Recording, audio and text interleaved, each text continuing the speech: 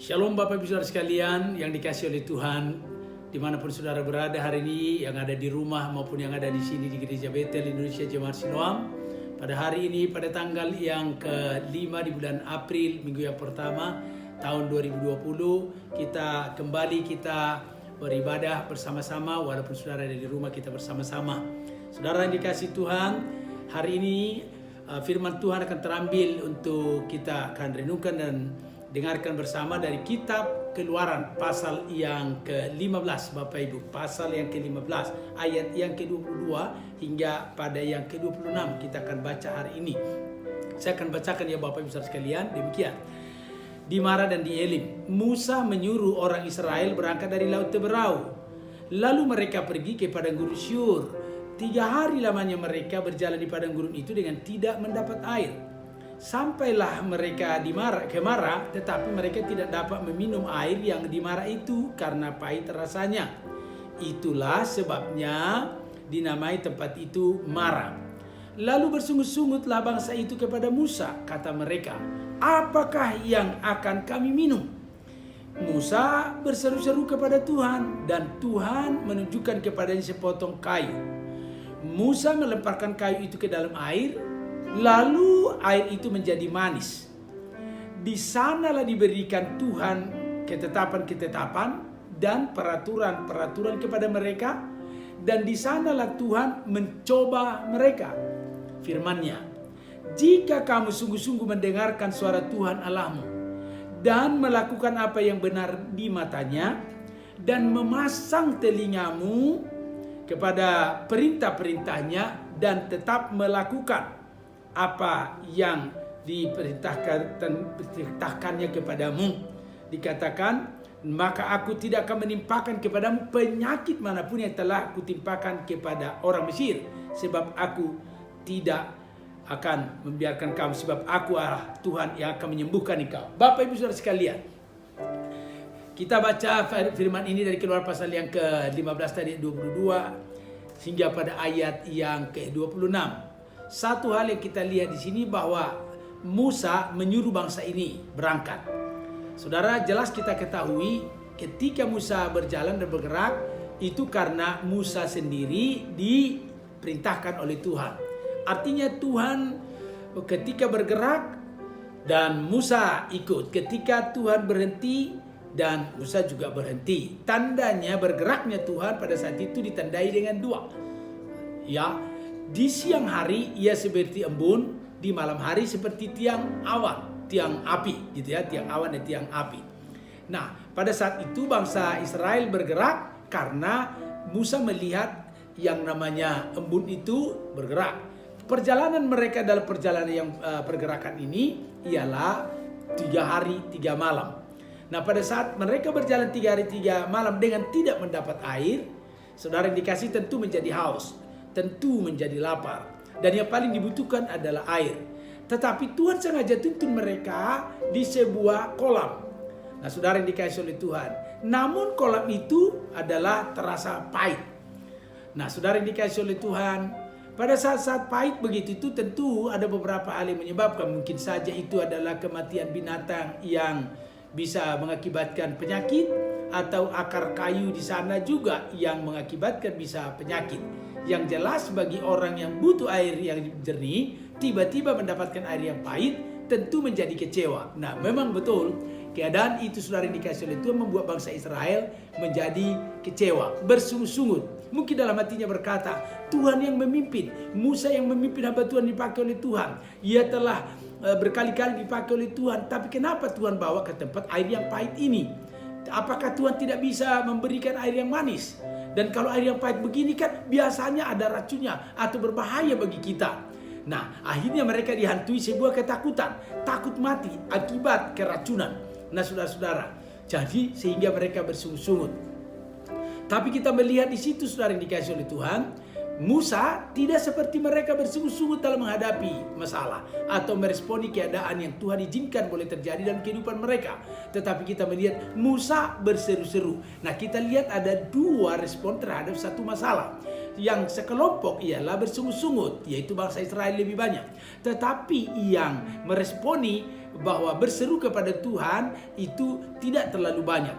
Di manakah kira-kira saudara-saudara yang menjadi kelompok atau katakanlah Anda dikategorikan di pihak yang mana? Yang bersungguh-sungguh sebagai umat atau seperti Musa yang percaya kepada Tuhan sebagai orang yang berseru kepada Tuhan. Orang yang percaya kepada Tuhan sebetulnya harus yakin. Pertama, apalagi sudah punya pengalaman seperti yang sudah melakukan mujizat di Mesir 12 tulah sampai bangsa ini keluar. Nah, di perjalanan pun Tuhan tidak akan tinggalkan. Dia menyertai.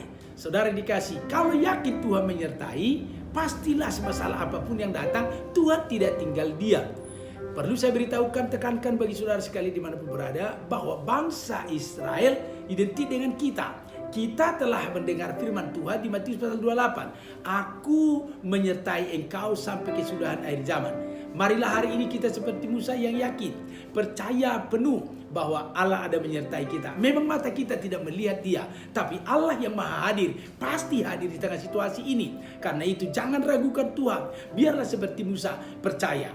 Jangan bersungut-sungut atas keadaan ini. Walaupun barangkali tidak dapat Anda terima. Atau saudara boleh katakan syok. Atau mengalami ketakutan tentang masalah ekonomi. Semua, bukan saudara loh yang punya masalah seperti ini. Tapi orang-orang di negara maju, Amerika, Italia, dan yang lain. Semua mengalami kesulitan dalam hal ekonomi. Apalagi saudara barangkali seperti saudara alami barangkali ekonominya. Kita ini pas-pasan, BP7 berangkat pagi-pagi pulang petang-petang, penghasilan pas-pasan.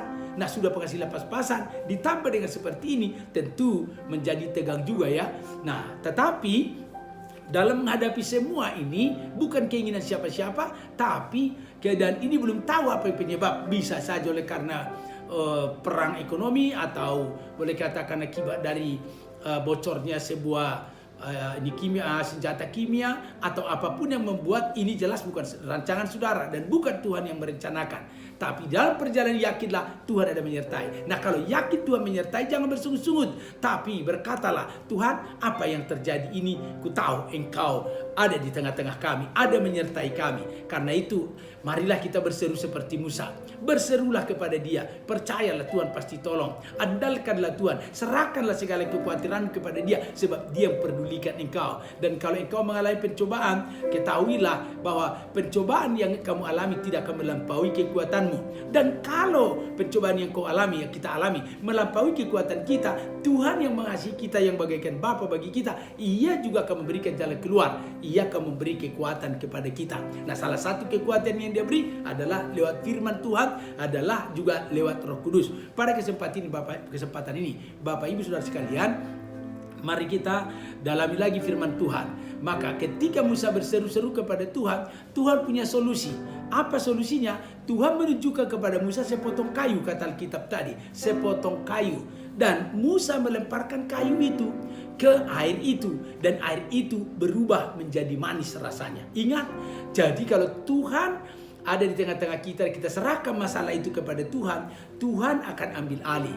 Tuhan akan pakai siapapun yang akan memberikan solusi atas semua masalah ini. Nah, Bapak Ibu yang dikasihi oleh Tuhan, di sanalah, ingat ya, setelah ada kejadian itu, ketika diberikan kayu dan dilemparkan, berubah menjadi manis. Nah, ketika terjadi sesuatu, kita ingat Tuhan berkata, khususnya di ayat 25. Musa berseru-seru kepada Tuhan, dan Tuhan menunjukkan kepada sepotong kayu. Musa melemparkan kayu itu ke dalam air, lalu air itu menjadi manis. Di sanalah diberikan Tuhan, ingat, di sanalah, di situasi itulah diberikan Tuhan ketetapan-ketetapan dan peraturan-peraturan kepada mereka, dan di sanalah Tuhan mencoba mereka. Nah, kita lihat mencoba apa? Apakah kamu tetap percaya padaku? Waktu beberapa waktu lalu aku melakukan mujizat dan termasuk tulah kepada Misraim atau Mesir, sehingga kamu dibolehkan keluar oleh raja yang bengis itu. Tetapi di perjalanan, apakah kau tetap percaya aku sanggup menolong? Apakah kau percaya bahwa dalam segala perjalanan ini, apapun yang terjadi, aku ada di sini dan aku akan menolong dan tidak akan berdiam diri? Nah, kalau ada terjadi, saya mau mencoba. Bagaimana? Supaya mereka masing-masing tahu. Nah, Bapak Ibu yang dikasih, dengan kejadian ini, apakah tetap berseru kepada Tuhan atau bersungut-sungut? Nah saudara-saudara mungkin berkata, aku masih kuat, masih tenang. Bagaimana kalau sampai seminggu lagi? Bagaimana kalau 2 minggu lagi? Kita belum tahu. Tapi apakah tetap percaya? Kiranya Tuhan menguatkan kita hari ini untuk tetap percaya. Tapi ketika percaya ada jalan keluar. Dan ketika percaya dan berdoa ada jalan keluar. Jalan keluarnya Tuhan mengubah menjadi manis. Nah, kita melihat ada hal yang manis loh Bapak Ibu Saudara kalian dari semua kejadian ini. Kan ini kan semua agama ini sebetulnya ini tidak bisa beribadah. Sangat-sangat kita lihat secara pikiran sih mengerikan juga ya. Tempat peribadatan yang ada di Italia kosong. Di gereja-gereja besar sekarang kosong, gereja kecil kosong, tapi semua menjadi di rumah-rumah. Ini waktunya penyembah-penyembah yang benar yang harus menyembah dalam roh dan kebenaran. Peribadatan betul-betul menjadi personal, tidak karena kumpul baru beribadah, tapi setiap pribadi harus beribadah. Jadi tiap orang kan sekarang bisa ibadah pribadi, bisa berdoa, meningkatkan doanya. Bahkan setiap keluarga ada pujian dan penyembahan. Dan jika 2-3 orang kita berkumpul dalam nama Tuhan, Tuhan hadir. Nah ketika dia hadir, maka ia akan menolong, menguatkan, meneguhkan. Dan tidak hanya Tuhan dengan kita yang punya hubungan antara keluarga, menjadi damai, menjadi duduk bersama, ada waktu kesempatan untuk berinteraksi. Ini adalah hal kebaikan, menjadi manis. Nah, ke depan nanti kita akan melihat kekompakan akan muncul dimulai dari keluarga, kelompok masyarakat, dan sehati, sepikir, seperasaan, sepenanggungan, bahkan satu bangsa menjadi kompak mengatasi masalah. Nah, Bapak Ibu yang dikasihi oleh Tuhan, inilah menjadi hal yang manisnya dan bahkan yang lain. Saudara yang dikasihi oleh Tuhan, kita boleh melihat bahwa hal yang lainnya ialah Tuhan berfirman, jika kamu sungguh-sungguh mendengarkan suara Tuhan Allahmu. Mari kita mulai sungguh-sungguh mendengarkan suara Tuhan Allah kita. Apa suaranya? Tuhan tidak akan meninggalkan kita. Aku sekali-kali tidak akan meninggalkan engkau, dan aku sekali-kali tidak akan membiarkan engkau. Nah, kalau Tuhan sudah selalu menyertai kita, itulah kekuatan kita. Jika kamu sungguh-sungguh mendengarkan suara Tuhan, suaranya apa lagi? Aku menyertai kamu sampai kesudahan akhir zaman. Aku tidak akan meninggalkan engkau. Saudara yang dikasih, kehadiran Tuhan bagi kita dalam roh, kehadiran Tuhan bagi kita dalam firman. Sekarang kan ada jadi punya waktu untuk baca firman, punya waktu juga untuk mendengar-dengar hal rohani dan banyak berdoa. Saudara yang dikasihi oleh Tuhan, jika kamu sungguh-sungguh mendengarkan suara Tuhan Allahmu dan dikatakan melakukan apa yang benar di matanya. Artinya kan berdamai dengan keluarga itu kan benar. Dan boleh dikatakan kesempatan berdoa itu adalah hal yang benar. Mulai mengoreksi diri seperti khotbah kemarin, yaitu merendahkan diri, terus berdoa dan meninggalkan perbuatan yang jahat. Saudara yang dikasihi oleh Tuhan, jadi kita berdamai dengan keluarga-keluarga kita. Nah, banyak kita lihat ada orang Kristen berajin ke gereja tapi tetap benci sama saudaranya. Nggak bisa berjumpa, tapi kali ini menjadi bisa. Nah, Bapak Ibu yang dikasihi oleh Tuhan, perintah-perintahnya juga dan tetap mengikuti segala ketetapannya, maka aku tidak akan menimpakan kepadamu penyakit manapun yang telah kutimpakan kepada Mesir, sebab aku Tuhanlah yang menyembuhkan engkau. Ingat, jika kita sungguh-sungguh mendengarkan suara Tuhan Allah kita dan dikatakan melakukan apa yang benar di matanya, memasang telinga kita kepada perintah-perintahnya, tetap mengikuti ketetapan-ketetapannya, ia berjanji, maka aku tidak akan menimpakan kepadamu penyakit manapun yang telah kutimpakan kepada Mesir, sebab aku Tuhanlah yang menyembuhkan engkau. Percayalah Tuhan bisa akan menyembuhkan engkau. Saudara yang mendengarkan khotbah ini, mungkin engkau sedang terbaring juga, saudara, dalam keadaan ketakutan atau sendiri. Tapi sekarang kuatkan hatimu, teguhkanlah hatimu bahwa Tuhan yang menyertai, bahkan yang menyelamatkan engkau, yang sudah menebus engkau, ia juga ada Immanuel menyertai dan ia sanggup menolong. Karena itu mari teguhkanlah hatimu, percayalah kepada Tuhan, ia sanggup menolong, ia ada menyertai, dia ada menguatkan, bahkan mujizat akan terjadi. Kepahitan-kepahitan yang kau alami akan diubah menjadi manis rasanya. Selamat menikmati keindahan mujizat yang Tuhan akan nyatakan.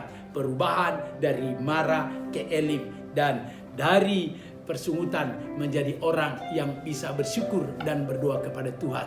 Amin. Tuhan Yesus memberkati. Mari kita berdoa untuk firman Tuhan. Bapa kami yang di dalam sorga, di dalam Tuhan Yesus Kristus Allah kami mengucap syukur dan berterima kasih kalau Tuhan yang berbicara hari ini meneguhkan setiap kami ya Tuhan. Kami percaya bahwa dalam perjalanan hidup kami sekalipun kami menemui kepahitan atau hal-hal yang tidak kami inginkan, namun kami percaya ya Tuhan bahwa Engkau ada menyertai kami.